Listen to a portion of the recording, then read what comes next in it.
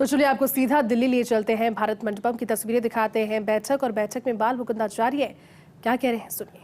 Party है किसी परिवार, विराट परिवार, पूरा भारतीय परिवार की पार्टी, लार्जेस्ट पार्टी है जहां सेवा ही संकल्प है और वो संकल्प जो सेवा का है उसको लेते हुए आदरणीय प्रधानमंत्री नरेंद्र मोदी जी के साथ संपूर्ण ये परिवार मिलकर काम कर रहा है। बाबा जी ओवैसी हैं, ओवैसी कह रहे हैं कि भारतीय जनता पार्टी सीए के माध्यम से चुनाव से पहले ध्रुवीकरण कराना चाहती है ताकि उसको फायदा हो और सीए लागू नहीं होना चाहिए, जबकि अमित शाह ने कहा है कि लोकसभा चुनाव से पहले हम सीए किसी कीमत पर लागू करेंगे। देखिए, ओबीसी जी हों या अन्य उन जैसे कुछ और अन्य दल हैं जिनके 2-2, 4-4 सहभागी होते हैं, कोई एमएलए एमपी, उसके बाद भी वो इस प्रकार की बात करने का उनको क्या अधिकार है। ये तुष्टिकरण की राजनीति करते करते देश को इतना पीछे इन्होंने छोड़ दिया 60 साल में।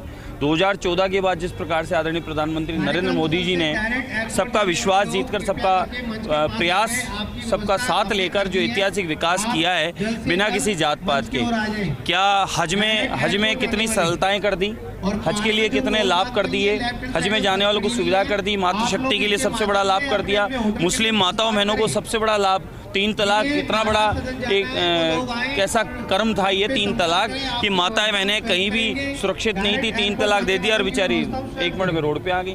तो इस प्रकार की ये बातें करने वाले, देश को तोड़ने की बातें, समाज को तोड़ने की बात करने वाले लोग हैं। एकमात्र भारतीय जनता पार्टी और आदरणीय नरेंद्र मोदी जी सबको साथ लेकर सबका विश्वास जीत के काम करने वाले लोग हैं। अगर एक देश में एक कानून रहता है तो अच्छी बात है। 370 के लिए भी उन्होंने ऐसा ही उटपटांग बातें करके माहौल बिगाड़ना चाहता, लेकिन कुछ हुआ, पूर्ण शांति है, कश्मीर में विकास हो रहा है और कश्मीर में अब कलम चल रही है, बंदूक नहीं चल रही।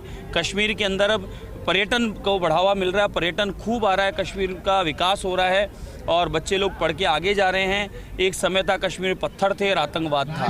तो इस प्रकार की ये बातें करके सबसे पहले आपको दिल्ली लेकर चलते हैं। मंत्री राज्यवर्धन राठौड़ क्या कुछ कह रहे हैं, जरा सुनिए। जो केवल सत्ता पाने के लिए हर झूठ और हर तरह से राष्ट्र को तोड़ने में लगी हुई है, ये फर्क बिल्कुल साफ है। और इस कारण से आज इस राष्ट्रीय अधिवेशन में सभी भारतीय जनता पार्टी के कार्यकर्ताओं को फिर से प्रेरित कर और पूरे देश को संदेश देकर ये तय है कि इस बार एनडीए को 400 पार और भारतीय जनता पार्टी को 370 पार। संदेश खाली हो रहा है, राजनाथ सिंह कंडेम कर रहे हैं, लेकिन टीएमसी कह रही है बात का बतंगड़ बना रहे हैं।